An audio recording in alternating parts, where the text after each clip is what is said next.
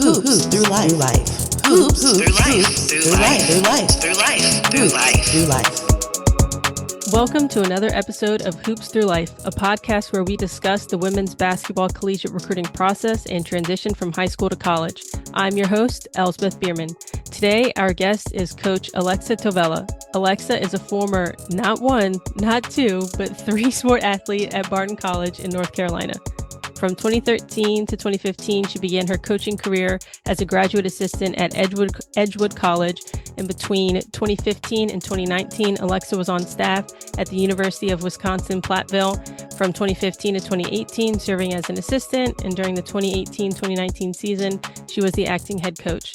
In 2019, she found her current home as the assistant at Western Illinois University. Alexa, I can't wait to get into it. Thank you so much for being here. Yeah, thank you. All right, why don't we just dive on in? So when you're interested in a potential athlete for your program, where do you begin your evaluation? Can you just walk us a little bit through your process? Yeah, they always say who you know, like the best. You just really never know who other people know. So I would say word of mouth of like local athletes that have good talent, but also just good people. So at being a Division I athlete, you have to be able to compete at a high level.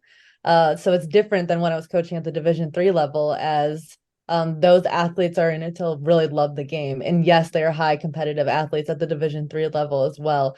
But at the Division I level, the process begins earlier than it did probably at the Division III level.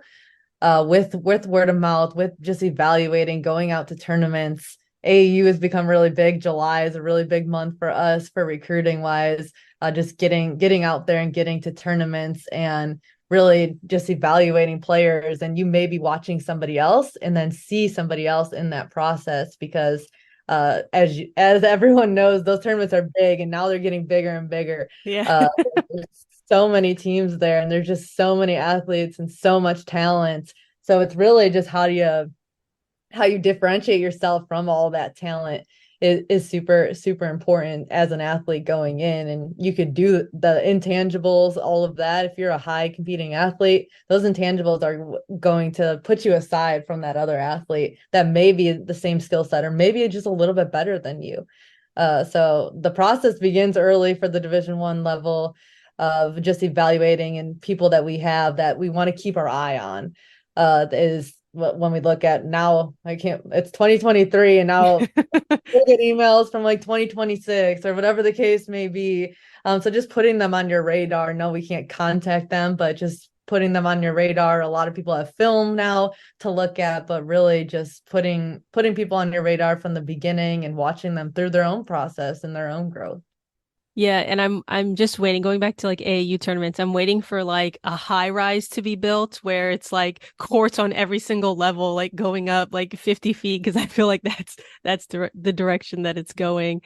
So you mentioned like the timeline, and that's a question that I get a lot, is like, what should we be doing when? So like for a Division I athlete, you said that process starts a lot earlier, even though, you know, you can't contact that athlete. Like, can you speak a little bit about timeline from the Division I perspective? Yeah, I would say it depends on the program. So we do things maybe a little bit different than other programs of, you know, just being at a smaller Division I school. We're not at a Power 5 where they're starting recruiting those athletes when they're in 7th grade. So they're looking at like 2030s. yeah, I'm like, wow, like what, how old are they? Are they even in middle school at this moment? That's how I always feel. But yeah, the process just at a lower Division I school, just that kind of sophomore year, I would say is big, but really that junior year is a huge year where they're going to be able to come on visits and you're able to have communications with them. But just really preparing yourself for that junior year and able to kind of be able to be open in your recruitment and make those official visits or those unofficial visits is super important. But as soon as you hit that high school level, I mean, if you know where to go and you want to go somewhere, like you're able to contact coaches and you're able to kind of put yourself out there to get yourself on coaches' radars. They may not be able to contact you back in that moment because we have so many rules that we have to abide by. But yeah, it's an interesting process, and it's different for each school, I would say, but just standing out in your own growth from as soon as you get into high school, and then just looking at what do you want to do and what do you want to major in, like kind of putting together that pool of schools. Like it would be ideal if I could go here, regardless, and working towards that. I know when I was being recruited, that's what I did. I put together a list and I was like, I would want to go to these schools, and just kind of contacted the coaches. And yes, we get a lot of emails, a real lot of emails. So how do you set yourself aside from all of those emails? Yeah, and you mentioned one thing that's interesting that nobody I've talked to really yet has said it so bluntly, of like it starts with word of mouth. So what are some things, even in that sense, where a student athlete might be able to separate themselves, whether that's like the relationship that they have with their coach, or even going to an AAU organization that they know might have certain connections in certain areas? Like, what would you say to that? Yeah, I think we have a few AAU programs in Wisconsin and in Missouri that we really recruit from because we trust those coaches, and they play a similar style to what we play. Mm-hmm. But at Western, we've been in the top 20 GPA wise, for as long as I've known about it, and as long as I've been here, we've been in that top 20 GPA. So getting good grades, honestly, also is something that coaches, when a coach says like, yeah, they're a 4.0 student, that says a lot. That says a lot about their drive and who they are as a person. Because not only are we recruiting them as a basketball player, but they're student athletes, right? They're students first, even at the Division I level. Like we're looking for the student, and somebody who's able to have that time management. Yes, it's an adjustment, but just having that drive, and you're a 4.0 in high school doesn't mean you're going to be a 4.0 in college, but it does mean that you have the work ethic and you know kind of how to work in the classroom, so that could translate to the court. Yeah, and I think there's been different, not strategies, but there's been different schools of thought on like an email that might set you apart. And I think it really depends on the institution, right? Like some really high academic schools, you might have to like put your GPA in there just so that's one way that they can weed out who might be even cut for the school. So like for in your situation at your school, what recommendations would you have for people reaching out to you to set themselves apart from everybody else? Yeah, I would say, really the formatting of the email. You can tell if it's an email that you're sending to everyone. Like you've maybe purchased something that you have all the women's basketball coaches and it's a BCC email. Like we could see that. Yeah. So I would just like, there's sometimes I receive emails that is like, good game last night against Southern Illinois. Really liked X, like they watched the game. You can tell that they Right. watched the game. Like it was an exciting fourth quarter or whatever the case may be, even if they looked at the box score. So I would say just being interested in the program and not just interested in like being recruited, and just showing interest. It's not necessarily that those other people aren't going to get a response back if say they're averaging 30 points and they got a 4.0, like yes, we'll probably look at them. Also the other person that, maybe at the 15 points per game or the 20 points per game, and just has a well formatted email that everything is spelled right. There's some highlight tapes that we received that, just aren't ideal. Like it doesn't broadcast their true gifts and abilities on court. So really making sure that those things I think are important, and just it's not a BCC email. And yes, I'm like most people do that. It's something to do. It's an easy way, but maybe following it up then with another email. I've seen that a lot, where it has been a BCC email and maybe it hasn't been responded to, and then I get another email from that person that's more custom to like Western Illinois or a game that we've had or something just in that nature.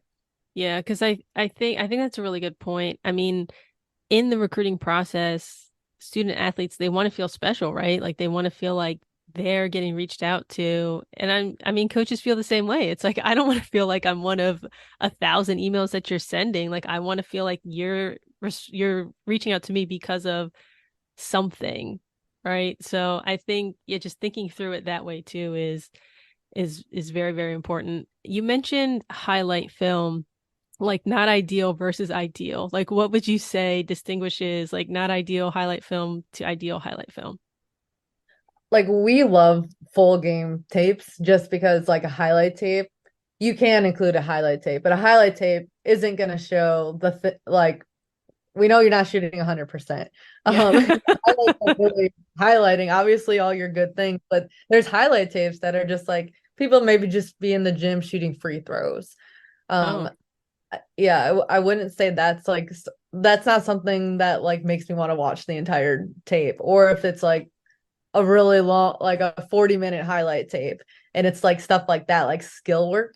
mm-hmm. I would rather see a full game, or I'd rather see clips of a game, a quarter of a game, whatever the case may be. But it's also important to like see how that athlete reacts to bad calls and reacts to being taken out of the game and reacts to those different things that you're not going to be able to see on a highlight. So that's why we have to go out and evaluate and then obviously talk to them and see how they are as people, because it is important to we have a team that we don't have drama, and it's great because we have great athletes on our team, and they were recruited for how they are as people. Yes, they're highly skilled on the court, but they are also really really good people, like to a fault. They're like, I've talked about this all the time, they're so nice. Like we they're just a great group of athletes, and that goes to the recruiting process of recruiting those types of kids that are good on the court and off the court. So Yeah, that makes a lot of sense. And so going back a little bit about like keeping your eye on certain athletes, maybe when they're in their first year, second year of high school, and just following their trajectory, what are things that you're looking for as you continue to follow their trend line, I guess, for lack of a better term?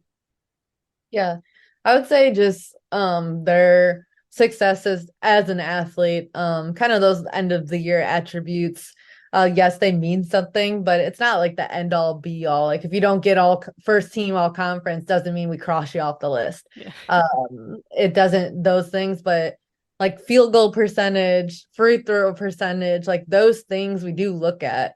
And also like who you're playing against. So there's really really small schools that you may average 30 points a game, but if you put them against a bigger school, that may not be the case. So that's what's important with AAU is kind of seeing them compete against those athletes that they're probably going to be competing at the college level.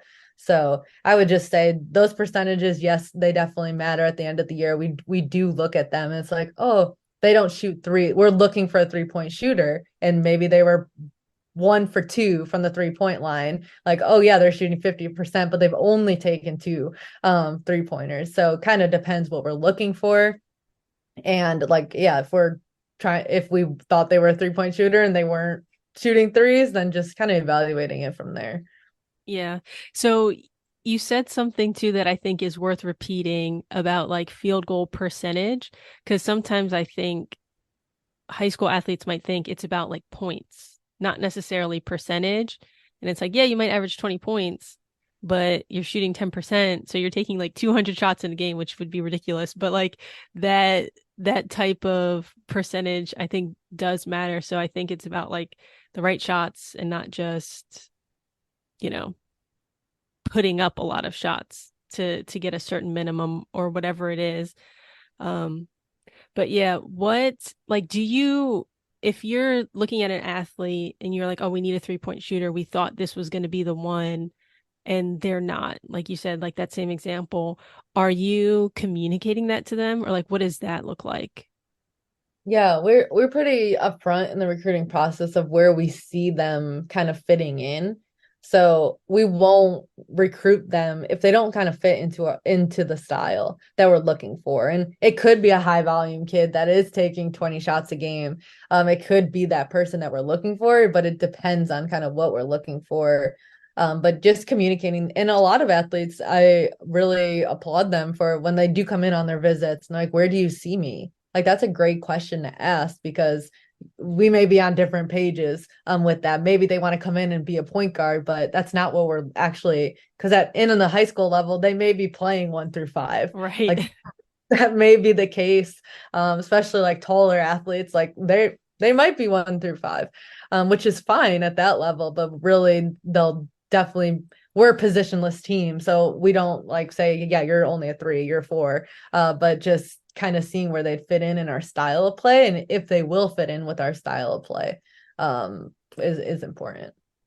Yeah. And so I guess there's like style of play, and then there's off the court culture piece, which sounds like it's a very important piece, especially where you're coaching right now. What are some ways you assess that piece of it, or that side of like a person? Yeah. Just how you react to things that may not go your way. You foul out of a game, or you get called, refs call what they think is a foul. So if they think it's a foul, they're calling it. So how do you react to that if you don't think it's a foul? How do you react to your coach if your coach gets on you? How do you react to your teammates if maybe they aren't if they're not upholding what needs to be done in the game? How are you on yourself when you miss a shot? Like, those things are important, because yes, confidence, you could grow in confidence, but it's harder to dig yourself out if you kind of lack that confidence. So it's really how you react to everything going on around you, and being a good athlete, which is super hard. Like, being recruited, playing at the college level is super hard. Not many people, I don't have the percentage in front of me, but I know there's not, what is it? It's like around 4% for women. Yeah. Yeah. So that itself is crazy. So you have to be special. You have to stand out. You have to stand out on those intangibles as much as you stand out on court, especially to compete at the Division I level. You can't kind of lack in an area, because you have to be, if the culture is important like it is here at Western, you have to be that good person off the court as much as you have to be that good person on the court as well. So everyone has roles to play, but it's really just important to you don't want to bring in a sour apple. Like, I don't know how else to say that. But once you do, it's a domino effect. So it's super important in the recruiting process that you're recruiting that athlete that is a really good teammate as well, because that's what you're bringing them into, a good culture. So you have to make sure that they're going to fit that as well. Yeah. What do they say? Like addition by subtraction. Yeah. So with like this culture piece, is there anything, and please speak on like your Division I and Division III experience, because I'm not sure if the answers might be different, but with that culture piece, how they react in certain situations, is there anything that would immediately say, oh, that's like definitely no, cross them off the list? Or is it more like, oh, that's something to look out for? Maybe that's something that's like teachable. Like where's that line for you all?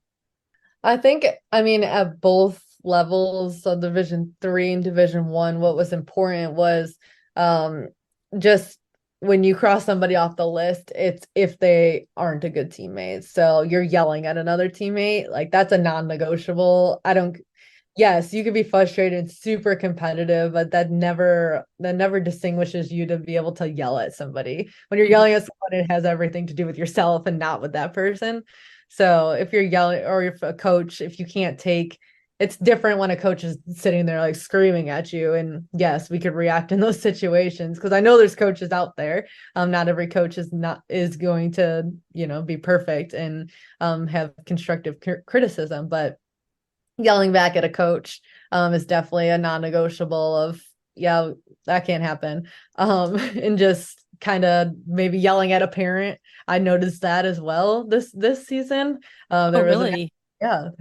they were like, well, the parent was getting on them, and I understood where the athlete is coming from, but they just kept arguing back and forth. And I was like, oh, wow, like I wasn't recruiting this athlete. I was just kind of watching a game. And I was like, that's very interesting. So it kind of puts them in a box that they probably didn't intend to be in, but those things are noticeable, and definitely non-negotiables if you are a bad teammate or hard to coach.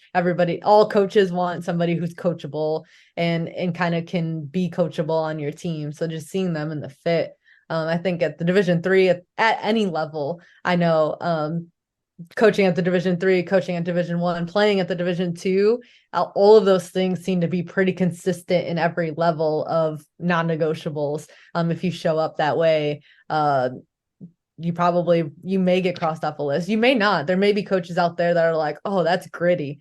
So there may not, but I'm pretty sure that's going to be small and few between the people that look at that as like, hey, this isn't a teachable moment. They are, and yeah, people are going to have games, but really evaluating that. And I think teachable moments are when you're really hard on yourself. So someone that, misses a shot and they're like, dang, or they clap or whatever the case may be. That's not an intangible that you just cross somebody off with. Like, yeah, they're super hard on themselves. You can be taught, like Steph Curry, everyone misses shots. Like, that's why I always say, like, nobody shoots 100%. There's no one that has ever shot 100%. So yeah, just those things. I think when you're intrinsic stuff can be taught. Extrinsic stuff can most of the time is kind of due to their character, which is fine for some people, but not for anywhere that I've been. Yeah, because it's about fit too, right? So it's just like that most likely won't fit with your culture. I mean, maybe somewhere like you said, but I tend to agree that would be like more few and far between those situations than, and it's not about being perfect, right? It's just about how do you handle like being frustrated, right? Or am I mixing that up a little bit? No, yeah, that's correct. Okay. And so you mentioned visits a little bit and about like a good question, that question of like, where do I stand with your program? Like, what are some other questions that might be good for a student athlete to ask when on a visit, whether that be to the coaching staff or to like the current players on the team? I think what's super important when anybody goes on a visit is being alone with athletes. That coaches aren't, because the athletes are going to be our best recruiters. They're going to tell you exactly. I know when I was going through the recruiting process, I went to schools and they were like, don't come here. And I'm like, wait, what? Okay, that is crazy. What's going on? So I think our athletes are our best recruiters, and they'll tell you. They'll tell you about coaches, they'll tell you about styles, and just being yourself, and with those athletes, and not being afraid to ask them questions like, hey, how is Coach Alexa on the sidelines? Like, how is Coach Gravina when he gets mad? Like, those types of things, like, you could ask the athletes and they're going to be very truthful. So it depends on what you want as an athlete to hear back, if that's what you're looking for. So finding the right fit, because yes, the transfer portal, all those things, but it's super important it's your next home for 4 years, 5 years, whatever the case may be. So kind of making sure that you are finding a right fit. And I think that's what our best recruiters are, our athletes. And when you go on visits, when maybe the athletes aren't there, it's super hard. Like, we really want them to meet the athletes. We want them to be within the athletes and just be able to ask them questions, because they are our best recruiters. And as far as coaches go, yeah, asking where you fit, asking how many other people you're recruiting, are super important, as there's going to be different programs that say different things. Like, they may offer 50 people, and it's really first come, first serve, and that there are programs that do that, or there's the programs that, have 4 offers on the table, whatever the case may be. So I think it's important to know kind of where you stand, and also where you'll fit in for that team. Like, no coach is promising, well, we don't promise anyone anything. Like, our best 5 is going to be on the court, whether that's a freshman or a senior. The best 5 is going to be on the court. So I think also asking that question of where you stand in is knowing, like, if you're someone who wants to come in as a freshman and play, and you ask that question, and the coach, they may be like, hey, yeah, like, we have a really good senior guard that you're going to be backing up this year. That may not be something you want to hear, but it's really important for you being recruited to know that, like, hey, yeah, I may be a backup this year, whatever the case may be, if that's the situation. So I think it's important to know where you stand, where you fit in, and kind of just feel out the coaches of like who they are as people.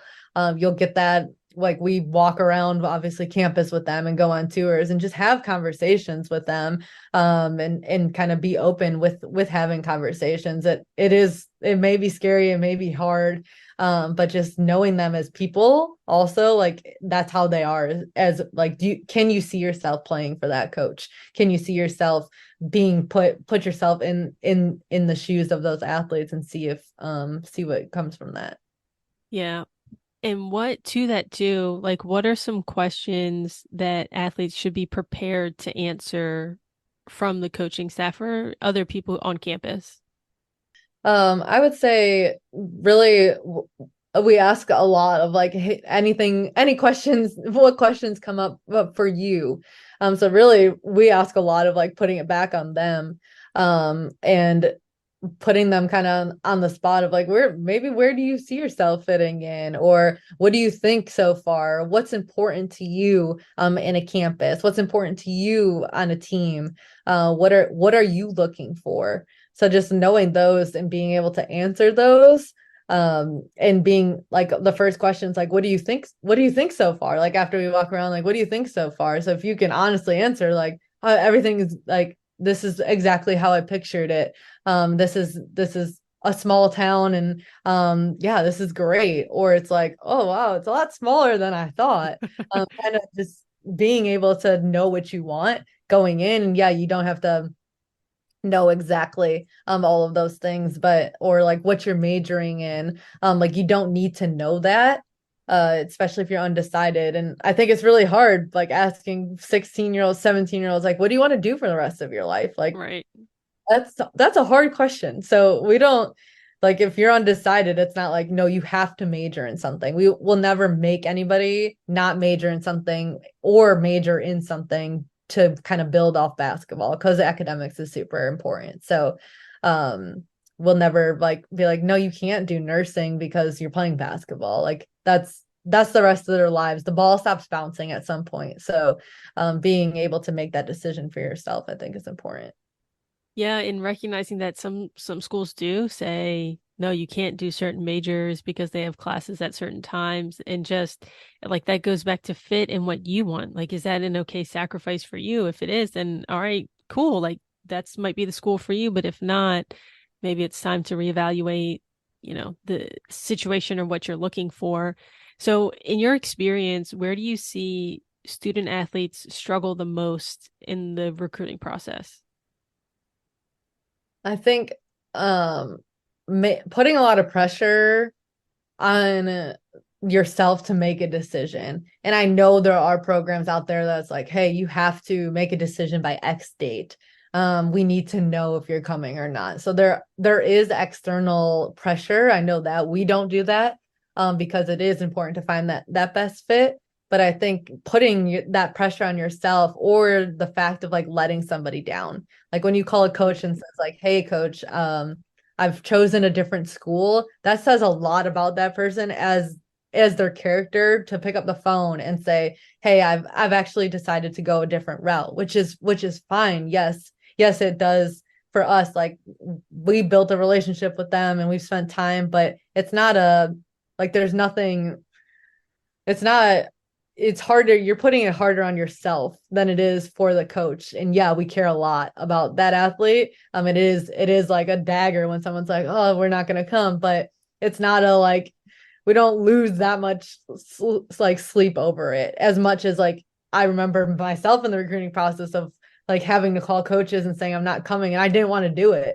I was like, no, like, that, I don't want to let anybody down. But I think just putting that pressure on yourself, to make a decision, and the time, like, you'll know when you know, so just making sure you make a decision for yourself, or it's for yourself and your family and not anybody else, in that aspect, as whatever's important to you. So if it is important that your family's involved in the process, like, yeah, use your timeline to your own, you make up your timeline in that situation. And like I said, when you know. So if you don't want to go to a school, like, just pick up the phone and let that coach know, so they don't invest more time in you, and vice versa. Then it's, if you've made the decision, and a coach keeps texting you or whatever the case may be, you may become annoyed. It's like, oh, why do they keep contacting you? But we're still in the recruiting process, even though that athlete has already made up their mind.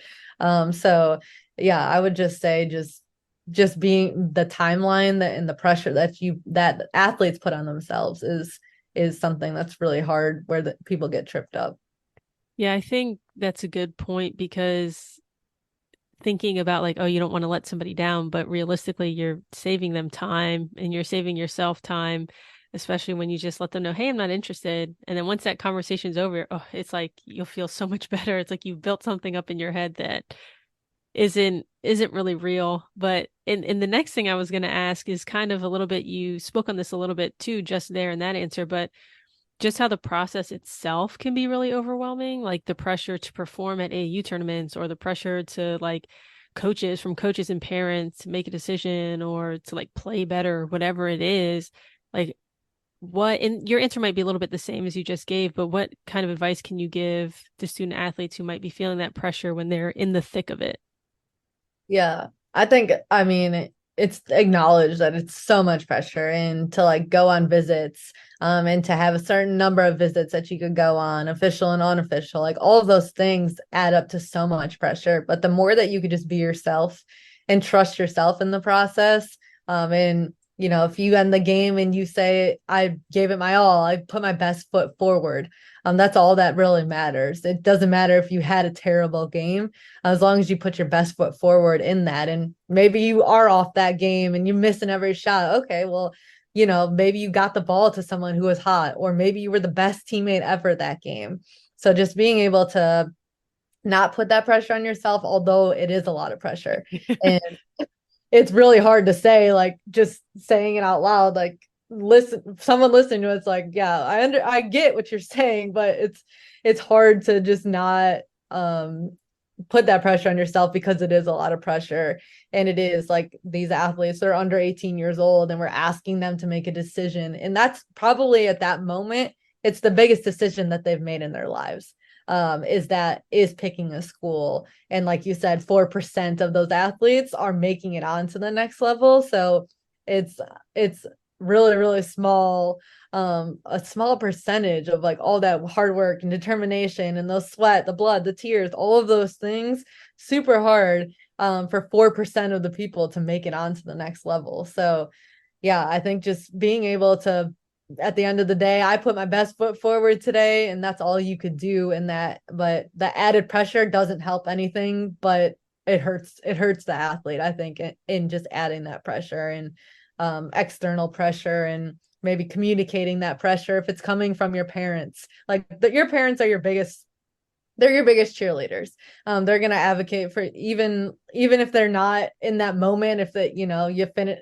I've ended games and my dad's like, God, you should have shot the ball 10 more times. Like, why'd you pass it here? Like, parents are going to be parents, but at the end of the day, they're your biggest cheerleaders.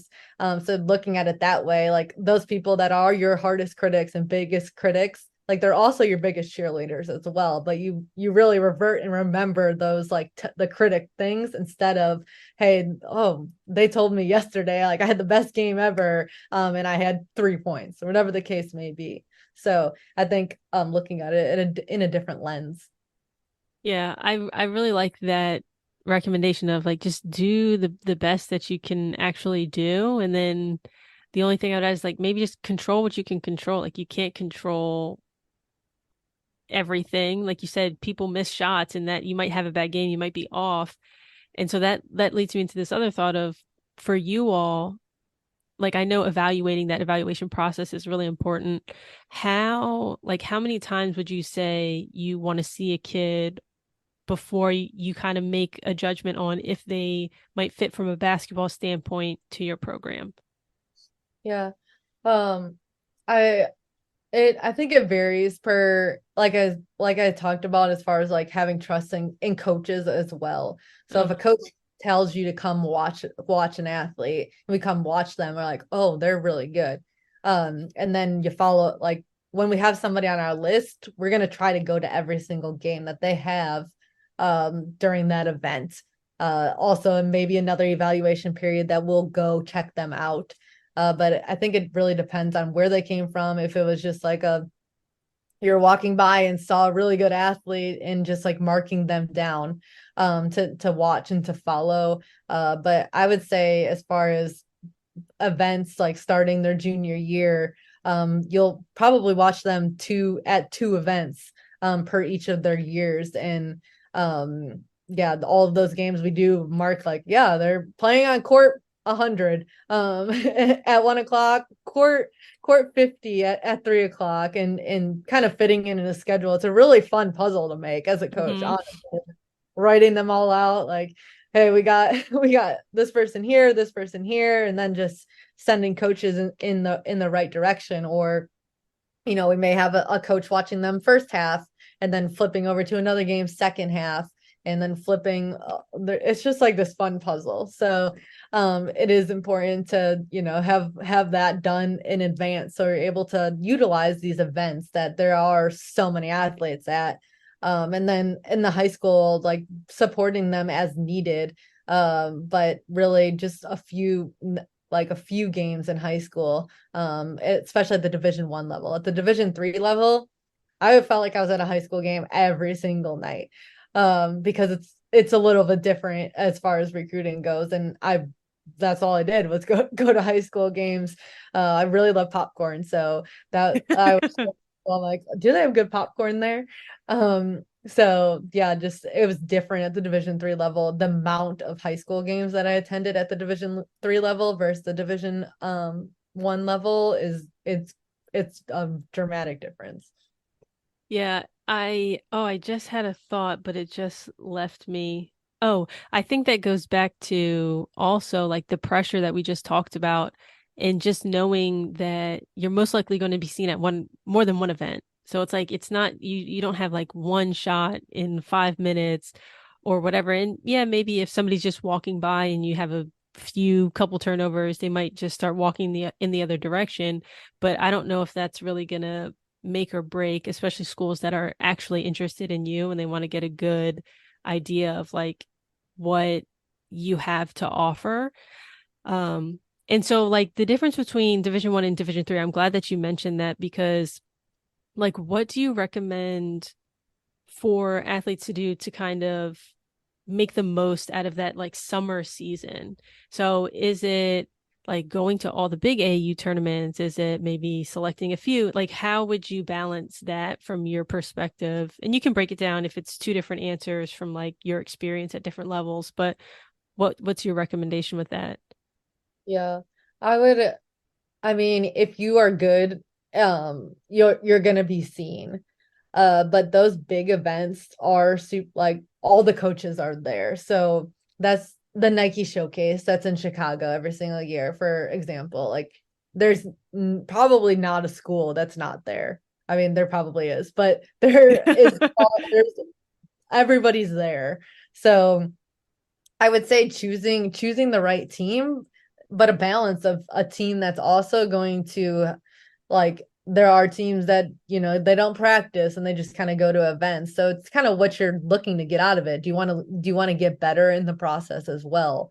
So just finding a good team that you can do both, but also those big events like the Run for Roses, the Nike Showcase, like those are they're big events. All the coaches are there. So I would say just becoming more events that are bigger too. So looking at the teams of where they're going, and what is the mission and goals for that team that you're playing on as well. Is it for you to move on to the next level, or is it that they want to develop you and get better, and how many people have gone on to the next level from that program? And it's not just like how many Division I athletes have they had, how many athletes have they had that have gone on to play at the college level.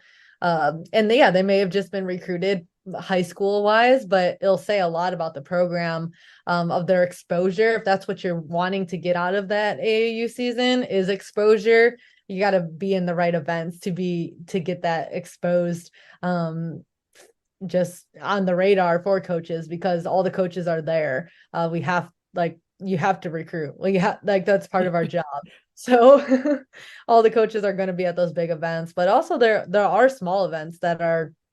I went to a high school event this past, I think it was in our April period or May period. I don't know. They all blend together at this point. I don't know which period it was, but it was at a high school and there were so many coaches there. It was one of our new evaluation weekends and there were so many coaches there, which was going to be a small event, but it turned into a big event. So you just really never know. But I think playing for a team that that if you want to be evaluated and you want to get better and also you want to make it onto the next level, like what are they doing? Because they have to be recruiters as well. Like your coach has to be a recruiter because we will reach out to a coach, be like, hey, how is she on the court, or how's she in school? Like if we're reaching out to their high school coach. So we do talk to coaches all the time. So just making sure that, you know, you're in the right program, because there are programs I know that are just, you know, they're just an AAU program. Like AAU could be, it could be two different things. And there are definitely a lot of really good programs, trusted programs, that have coaches that are, you know, are invested in those athletes. And there's AAU programs that aren't. So just making sure that you're in the program that best suits you. If you don't want to play in college, like then it probably doesn't matter which team you're on. But if you do want to play in college, just being on a team that kind of is going to be your biggest cheerleader too. Yeah. If there's an athlete who maybe hasn't spoken to you in the past, but there's this big tournament coming up and they've been doing their research, they're like, oh my gosh, Western Illinois, I'm obsessed with their school. I need to like figure out how I can be involved. Like, how would you recommend for them to reach out to you before those big tournaments for you to make time to see them? Or do you all have a different process? Like there is that big puzzle piece. Do you all have like room for, oh, let me just see this game or whatever? Like, would you recommend that they reach out to you and give you their schedule? Like, how would you say they should go about that? Yeah, I think that email of their schedule is super, super important to send. Like, hey, I'm gonna be at the Nike Showcase this weekend. Here's my schedule.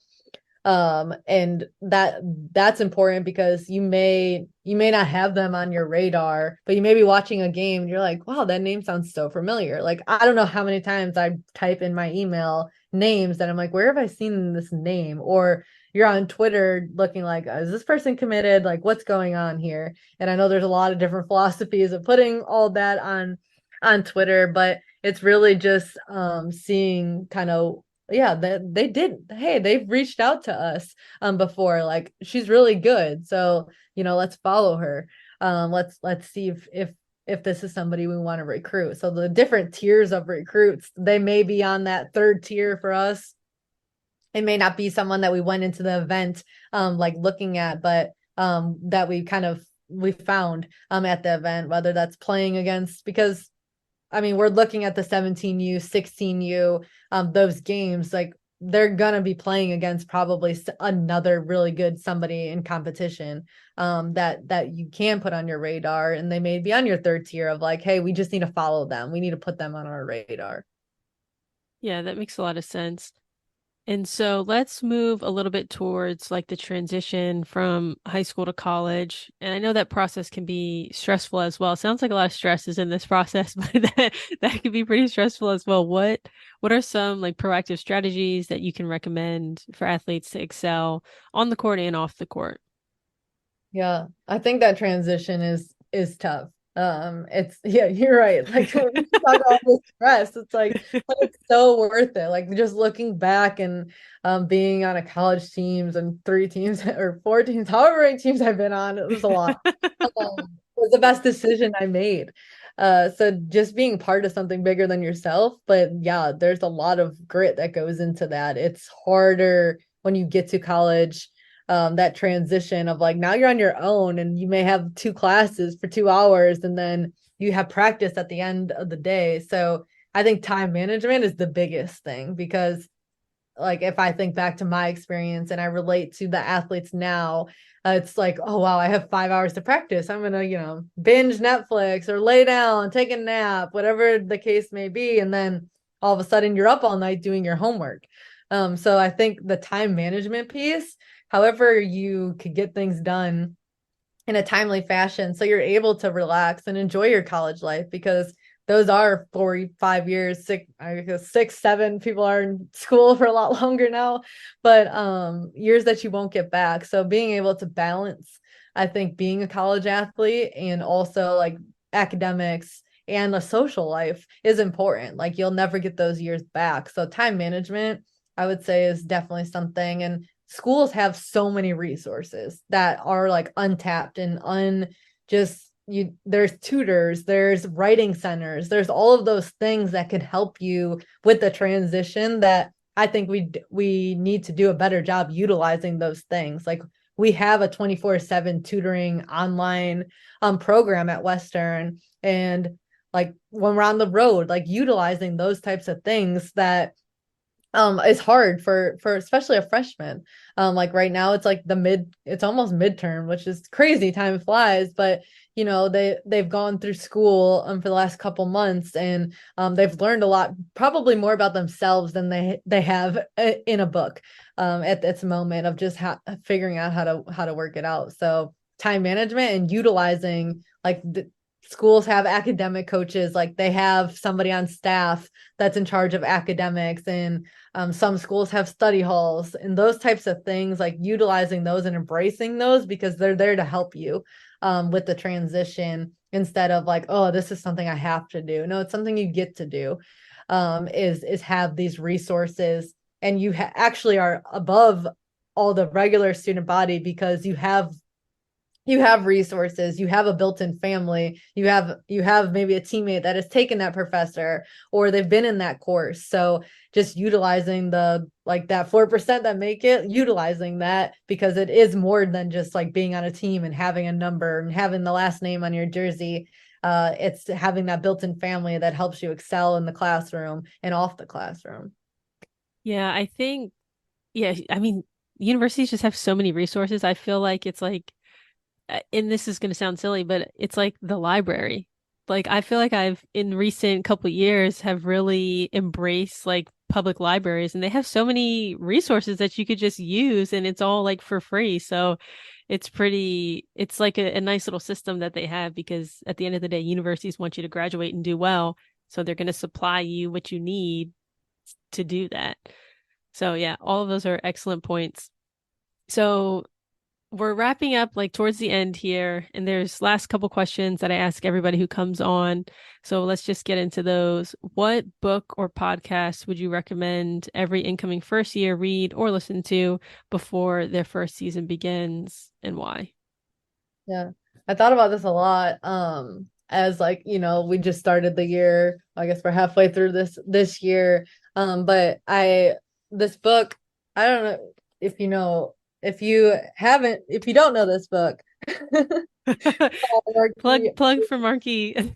Oh my, it is like you could just open it up and you could get a 1%er or a 2%er, whichever page that you open it up. Like it's so good as far as just the principles of being good to great, and just being the best version of yourself and feeding your focus and those types of things.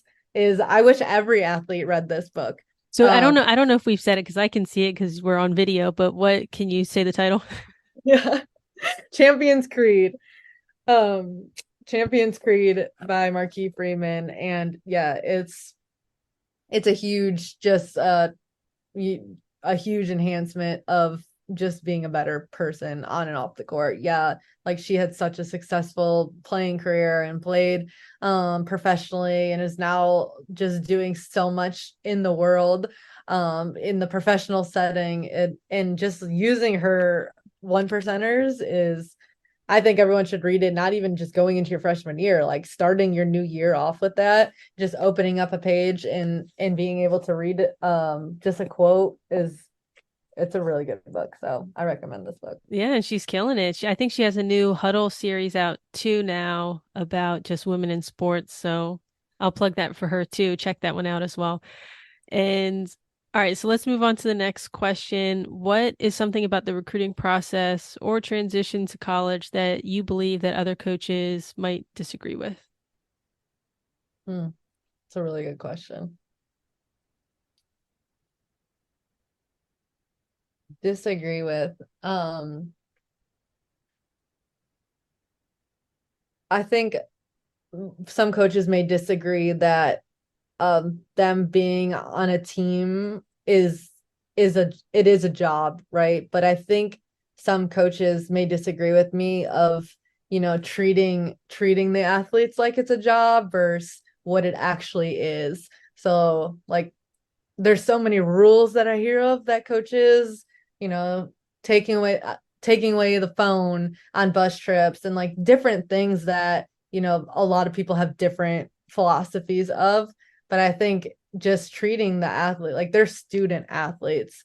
So there's nothing wrong with other people's philosophies, but we may disagree on some things of how to, go about them having a student athlete experience, whether that be on the road, off the road, when they're in town, all of those different things of just required things that kind of you make the decision for, like study halls, for instance, where, we may disagree on some philosophies, and I don't think I'm right or they're right. It's just different philosophies on being a college athlete.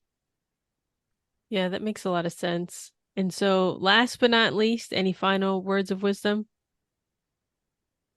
I would say just in the process, we've talked about how stressful it is, how much it can be in the process, and just be yourself in the process, and you'll find your next home, you'll find your perfect fit. Just finding the right fit, I think, is super important. So however long that takes somebody to find the right fit, that's up to the person to determine. You literally don't let anybody tell you that it should be any other way, because it is about finding the right fit. And that's going to help in that second year or even your first year of like, hey, I really enjoy this place. This is my second family. Like, oh, I don't want to go home on the weekend because I really like it here. So just finding the right fit in your own time, like embrace that and be the best version of yourself despite any external anything going on. I think being the best version of yourself is super important in the recruiting process, as there are a lot of great programs out there that are going to want the best for you.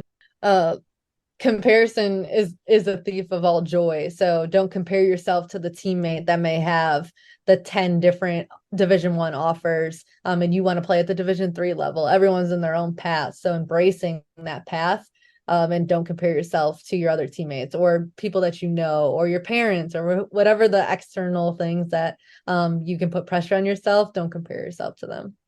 Yeah, I think that's the perfect way to end it. Alexa, I appreciate your time. Thank you so much for being here. No problem. Thank you. I forgot to ask Alexa for her school's social media handles during the interview, but I wanted to make sure you all knew where to go.